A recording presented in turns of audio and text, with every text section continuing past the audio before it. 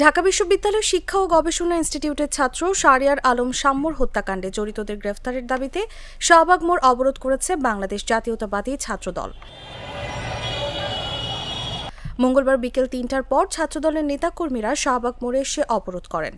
অবরোধের ফলে শাহবাগ মোড় দিয়ে যান চলাচল বন্ধ।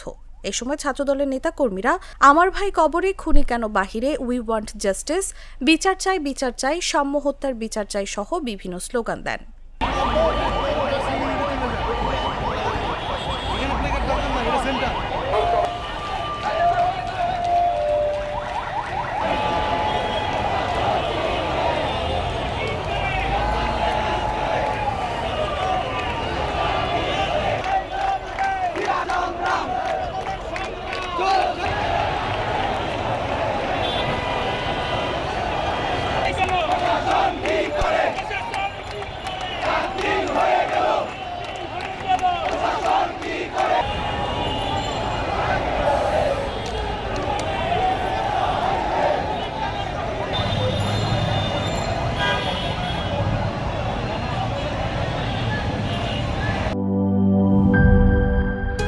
হ্যান্ড ওয়াশ 100% প্যারাবেন ফ্রি, তাই নিরাপদ হাতের জন্য আস্থা রাখুন একনল।